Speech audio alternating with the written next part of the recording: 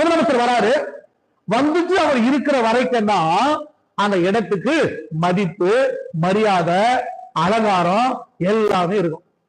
முதலமைச்சர் எப்ப போறாரோ, இல்லாத முக்கிய எப்ப போறாருன்னு ரெடியா யார் பாக்குறா, பந்துலுக்கான ரெடியா பாக்குறா, பிரிச்சு எடுத்துட்டு போயிருக்கு. திரும்ப அந்த இடம் எப்படி மாறிதுங்க, அதே முட்போதாரு, அதே வெறுமையான இடம், அதே சாதாரணமான வயல்வெளி.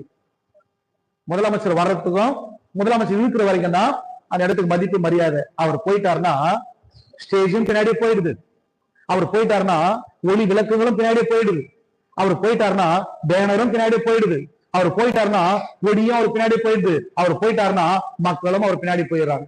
அதே வண்ணமா தான் கர்த்தருடைய ஜனமே, கர்த்தருடைய பிள்ளைகளை, நம்முடைய வாழ்க்கையில கூட இயேசு நம்ம கூட இருக்கிற வரைக்கும் தாங்க நமக்கு மதிப்பு, மரியாதை, கௌரவம், செல்வாக்கு, ஆசீர்வாதம், உயர்வு எல்லாமே அந்த பிள்ளை. இதெல்லாம் யாரால வந்தது?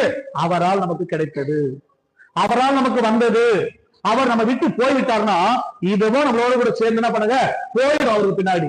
அப்ப திரும்ப நம்ம எப்படி மாறிடுவோம்? அதே பழைய மனிதர்களாக, அதே பழைய மனுஷிகளாக, அதே பழைய வாழ்க்கைகளுக்கு போயிடுவோம். பழைய வாழ்க்கை எப்படி நல்ல வாழ்க்கையா? அப்ப எந்த நிலைமையிலையும், எந்த சூழ்நிலையும், யாருக்காகவும் எதற்காகவும் என் தேவனை என்ன பண்ணாதுங்க, விடவே கூடாது. அவர் விடவே கூடாது.